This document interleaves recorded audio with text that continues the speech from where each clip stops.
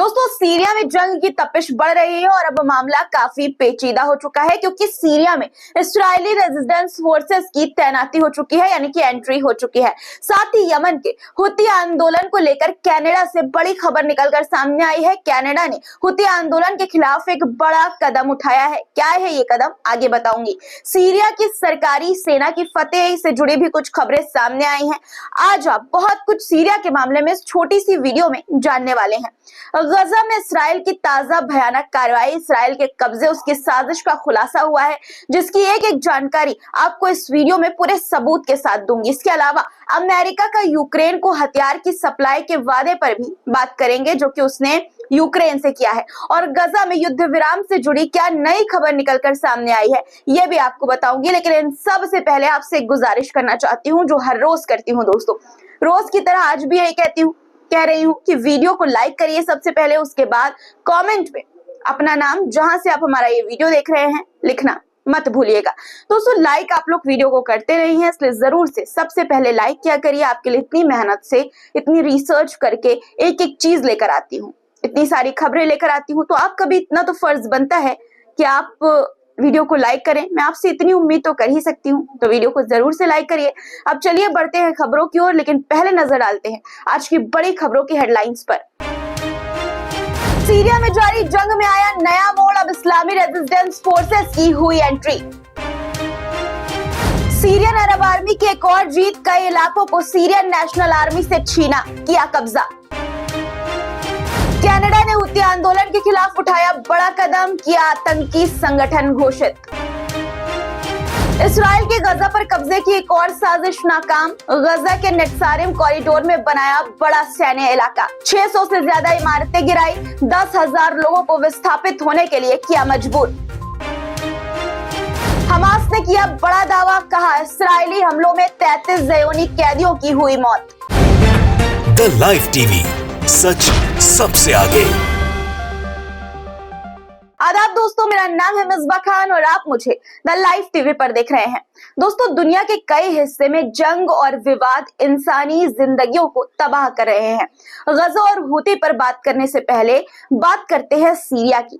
Syria में जंग नए मोड़ पर पहुंच गई है क्योंकि सीरिया में इस्लामी रेजिस्टेंस की एंट्री हो गई है। इस्लामी रेजिस्टेंस फोर्सेस में शामिल कताइब हिजबुल्लाह और फातिमियून सीरिया पहुंच चुके हैं। वहीं हशद अल शाबी के ब्रिगेड्स ने अल बुकमाल के पास से उत्तरी मोर्चे की तरफ कूच किया है। और इसी बीच खबरें आ रही हैं कि सीरिया की सरकारी सेना यानी कि सीरियन अरब आर्मी SAA ने हामा दिशा में एक अहम इलाका कलात अल मदीन पर फिर से कब्जा कर लिया है।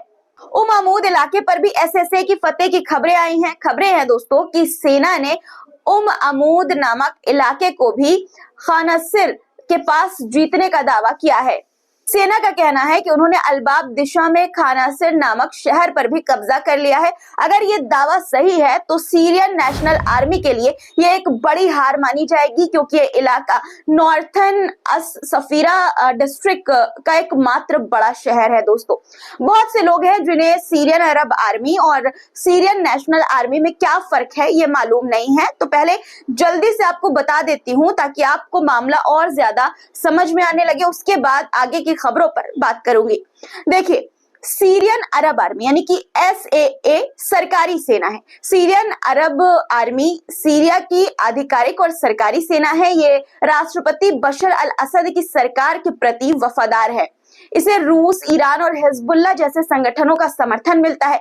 इसका मकसद देश के हर हिस्से पर सरकारी नियंत्रण बहाल करना और विद्रोहियों को खत्म करना है। यह सीरियाई सेना की पारंपरिक और औपचारिक संरचना के तहत काम करती है। वहीं सीरियन नेशनल आर्मी यानी कि SNA विपक्षी गुट है। मतलब ये कि सीरियन नेशनल आर्मी मुख्य रूप से विद्रोही गुटों का गठबंधन है जो बशर अल असद की सरकार का विरोध करती है। इसे तुर्की का भरपूर समर्थन प्राप्त है। तुर्की ने इसे संगठित किया और इसे अपने सैन्य अभियानों में सहयोगी के रूप में इस्तेमाल करता है। SNA का मुख्य प्रभाव उत्तर पश्चिमी सीरिया जैसे कि इदलिब, अलबाब और आफरीन में है। इसका उद्देश्य असद सरकार को हटाना और सीरिया में नया शासन स्थापित करना है। अब देखिए, एक तरफ सीरियन अरब आर्मी के कलात अल मदीन, खानासिर, अमूद जैसे इलाकों पर फतह की खबरें हैं, तो दूसरी तरफ हयात तहरीर अल शाम यानी कि HTS ने हामा दिशा में सुरान पर कब्जा कर लिया है। HTS के बारे में मैं आपको कई वीडियो में बता चुकी हूँ, लेकिन एक बार फिर से जल्दी से बता देती हूँ। दोस्तों, HTS एक उग्रपंथी संगठन है जो सीरिया में गृह युद्ध में सक्रिय है। इसे पहले अल नुसरा फ्रंट के नाम से जाना जाता था और ये अल कायदा से जुड़ा हुआ है। हालांकि 2016 में इसने अल कायदा से खुद को अलग कर लिया और अपना नाम बदलकर हयात तहरीर अल शाम रख लिया। 2017 में ये संगठन कई छोटे उग्रवादी गुटों के विलय से बना। इसका उद्देश्य सीरिया में शरिया कानून स्थापित करना और असद सरकार को हटाना है। अंतर्राष्ट्रीय स्तर पर इसे आतंकी संगठन घोषित किया गया है। इसे तुर्की ने कुछ हद तक अप्रत्यक्ष समर्थन दिया है, क्योंकि यह संगठन तुर्की समर्थित विद्रोहियों के साथ मिलकर सीरियन अरब आर्मी के खिलाफ लड़ता है।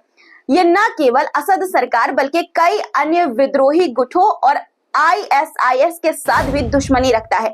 HTS का मुख्य नियंत्रण उत्तर पश्चिमी सीरिया में है, खासकर इदलिब प्रांत और इसके आसपास के इलाकों में, और ये क्षेत्र सीरियन अरब आर्मी यानी कि SAA और रूस के हमलों का मुख्य निशाना है। इस संघर्ष के बीच अमेरिका ने सीरिया को लेकर रूस के साथ बातचीत के लिए खास समर्थन चैनल फिर से शुरू कर दिया है। यह जानकारी पेंटागन के प्रवक्ता पैट्रिक राइडर ने दी।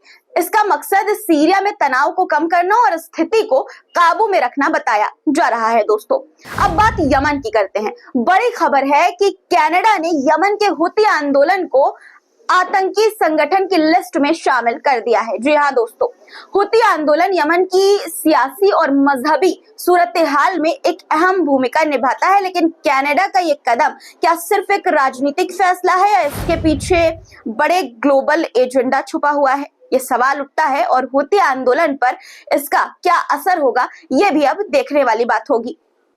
अब गजा पर आते हैं। दोस्तों, इस्राइल की कार्रवाई की रिपोर्ट एक सामने आई है, जिसमें ये बताया गया है कि गजा पट्टी में इस्राइल ने पिछले 3 महीनों में 600 से ज्यादा इमारतों को गिरा दिया है। एक तरफ इस्राइल गजा को तबाह कर रहा है और दूसरी तरफ गजा में वो अपने फौजियों की मौजूदगी को और भी ज्यादा मजबूत कर रहा है, या कहें कि कर लिया है तो ज्यादा बेहतर होगा। क्यों और कैसे, इसको समझने के लिए ये मैप देखिए जो आपकी स्क्रीन पर है। इसमें आपको नेटसारिम कॉरिडोर नजर आ रहा होगा। दोस्तों, ये फिलिस्तीन का एक इलाका है, या कहें कि एक सड़क है जो गजा को 2 हिस्सों में बांटती है। इसे आप ऐसे भी समझ सकते हैं कि नेटसारिम कॉरिडोर गजा पट्टी के बीचों बीच स्थित एक अहम इलाका है, लेकिन यहाँ अब इसराइल का एक बड़ा सैन्य इलाका बन गया है, या कहें बना लिया है इसराइल ने। नेटसारिम कॉरिडोर को इसराइल ने 18 वर्ग मील का मिलिट्री जोन बना दिया है। न्यूयॉर्क टाइम्स द्वारा ये इसराइली सैन्य ठिकानों की पहचान की गई है। ये जूम वाली तस्वीर आप देखिए। जानकारी के अनुसार मार्च में इसराइली सेना ने नेटसारिम कॉरिडोर के अंदर अपने सबसे बड़े ठिकानों में से एक का निर्माण शुरू किया और पूरे साल में इसका विस्तार करते हुए इसमें अधिक डिफेंसिव फीचर्स यानी कि रक्षात्मक सुविधाएं और रोड चेक पॉइंट भी डेवलप कर लिया। इस मैप में भी आप दोस्तों चेक पॉइंट देख पा रहे होंगे, और इसी कब्जे के साथ गजा में तबाही मचाई ताकि लोग गजा छोड़कर जाएं, और ऐसा ही हुआ भी दोस्तों। हजारों फिलिस्तीनियों को मजबूरन दक्षिण की ओर पलायन करना पड़ा और उन्हें वापस उत्तर में लौटने नहीं दिया जा रहा है। अब पूरा का पूरा अल मुगरा का गांव, जहां 10,000 लोग रहते थे, मलबे में बदल दिया गया है। ये सैटेलाइट तस्वीरें दिखा रही हैं कि गजा में तबाही का ये सिलसिला तेजी से जारी है। सोचिए दोस्तों, कितनी चालाकी से इसराइल ने आत्मरक्षा के नाम पे लॉन्ग टर्म प्लान बनाया, जिसके तहत फिलिस्तीनी लोगों को उनके घरों और जमीनों से हमेशा के लिए बेदखल करके वहां अपना कब्जा वो धीरे धीरे कर रहा है, कब्जे को मजबूत कर रहा है और कब्जा बढ़ा रहा है। सभी जानते हैं कि फिलिस्तीन पर कब्जा है इसराइल की असली मंशा है, असली मकसद है। दोस्तों, कल मैंने आपको खबर एक दिखाई थी जिसमें यह बताया था कि इसराइल ने अपने घिनौने कानून के तहत अजान पर रोक लगा दी है। मस्जिदों से लाउडस्पीकर उतरवा दिए गए हैं और अजान देने पर जुर्माना लगाने की बात कही है। मंत्री बेन गुइर द्वारा अल अक्सा मस्जिद में अजान पर रोक लगाने की धमकी के बाद अब अल अक्सा मस्जिद के इमाम शेख इक्रिमा सबरी का बयान सामने आया है। शेख इक्रिमा सबरी ने कहा कि जो लोग अजान से परेशान होते हैं वो वहां से चले जाएं। दरअसल बेन गुइर का यह कहना है कि अजान की आवाज से लोग परेशान होते हैं। दोस्तों, अब बात रूस और यूक्रेन के युद्ध की करते हैं। अमेरिका ने अब ऐलान किया है कि जनवरी के मिडिल तक यूक्रेन को लाखों तोपों के गोले और हजारों मिसाइलें मुहैया कराई जाएंगी अमेरिका की तरफ से। राष्ट्रीय सुरक्षा सलाहकार जैक सुलिवन ने यह दावा किया है और यह भी कहा है कि रूस पर अब नए प्रतिबंध लगाए जाएंगे। अब सवाल यह है कि इस मदद से जंग खत्म होगी या इसे और लंबा खींचा जाएगा? आप खुद सोचिए दोस्तों। अमेरिका से जुड़ी एक और खबर आपको बता देती हूँ कि डोनाल्ड ट्रंप जो जनवरी 2024 में अमेरिका के राष्ट्रपति चुने गए हैं, राष्ट्रपति चुनाव में जिन्हें जीत मिली है, उन्होंने इस्राएली युद्ध बंदियों के मामले पर मध्य पूर्व यानी मिडिल ईस्ट में गंभीर चेतावनी दी है। उन्होंने कहा है कि अगर इन बंदियों को जल्द से जल्द रिहा नहीं किया गया तो मिडिल ईस्ट में आफत आ जाएगी। उनका कहना था कि जिन्होंने ये किया है यानी कि जिन्होंने बंदियों को कैद किया है, अगवा किया है, उन्हें ऐसी सजा दी जाएगी जैसा अब तक किसी को नहीं दी गई। येदियोत ओरोनोत की एक रिपोर्ट के मुताबिक अमेरिकी राष्ट्रपति चुनाव डोनाल्ड ट्रंप के इस धमकी का उद्देश्य कैदी आदान प्रदान डील को तेजी से आगे बढ़ाना है। ट्रंप और बाइडेन दोस्तों, राष्ट्रपति जो बाइडेन जो हैं, उन दोनों का इस डील में एक ही उद्देश्य है। दरअसल अमेरिकी राष्ट्रपति जो बाइडेन और जो अब चुने गए हैं, इलेक्शन जीते हैं राष्ट्रपति का, डोनाल्ड ट्रंप के बीच एक अहम कैदी आदान प्रदान डील पर बातचीत चल रही है। बाइडेन चाहते हैं कि ये डील उनके कार्यकाल के दौरान यानी कि उनका जो अभी कार्यकाल चल रहा है, पीरियड चल रहा है, उसके दौरान पूरी हो जाए ताकि उन्हें एक बड़ी उपलब्धि मिल सके, एक बड़ी कामयाबी मिल सके। वहीं ट्रंप ये चाहते हैं, उनका ये उद्देश्य है कि वो अपने कार्यकाल की शुरुआत युद्ध के मुद्दों से बचकर करें, खासकर गजा में। उनका मानना है कि अमेरिका को युद्धों से बाहर रहना चाहिए और देश के भीतर बदलाव की ओर ध्यान देना चाहिए। कुल मिलाकर ट्रंप और बाइडेन दोनों इस डील को लेकर गंभीर हैं, लेकिन उनके लक्ष्य और रणनीतियां अलग अलग हैं। अब देखना होगा कि आगे क्या होता है। वहीं इस बीच हमास ने एक बयान जारी किया है जिसमें हमास ने कहा है कि नेतन्याहू और उनकी फांसीवादी सेना की वजह से 33 ज़ियोनी कैदियों की मौत हो गई है। दोस्तों, ये कैदी गजा के प्रतिरोध संगठनों द्वारा पकड़े गए थे। हमास के अनुसार गजा पर इस्राएल के अत्याचारों और हमलों के कारण ये मौतें हुई हैं, कैदियों की मौतें हुई हैं। हमास का कहना है कि इस्राएल की सेना ने आतंकवाद और अत्याचार की हदें पार कर दी हैं और इसका जवाब गजा के प्रतिरोध ने दिया है। हमास ने इस्राएल की कार्रवाई को गजा में नरसंहार की प्रक्रिया कहा और इसका विरोध भी किया। दोस्तों, एक तरफ तो अमेरिका इस्राएल के कैदियों को छुड़ाने के लिए धमकियां दे रहा है, जी जान लगा रहा है, पूरी कोशिश करने की बात कर रहा है। वहीं दूसरी तरफ इस्राएल अपनी हरकतों से बाज नहीं आ रहा है। इस्राएल किस तरह से फिलिस्तीन के लोगों को कैद करके उन पर जुल्म कर रहा है, इसकी तस्वीर सामने आई है। 2 दिन पहले एक इस्राएली सैनिक ने एक वीडियो साझा किया था, एक वीडियो शेयर किया था जिसमें वो एक फिलिस्तीनी को कैद करके बुरी तरह से पीट रहा था।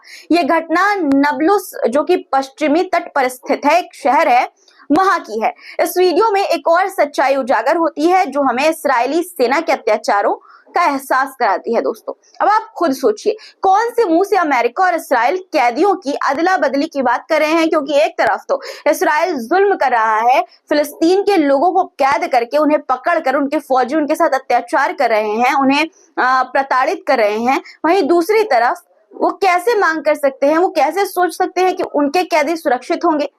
जबकि एक गौर करने वाली बात यह है दोस्तों कि हमास की तरफ से इस्राएली कैदियों के साथ इस तरह के अत्याचार की तस्वीरें अभी तक सामने नहीं आई है। ऐसे में सवाल ये भी उठता है कि फिलिस्तीन के लोगों को कैद करके, फिलिस्तीन के कैदियों पर अत्याचार करके क्या वो हमास को उकसा रहा है इस बात के लिए कि वो इस्राएल के कैदियों पर अत्याचार करे? मुझे तो दोस्तों ऐसा ही लग रहा है।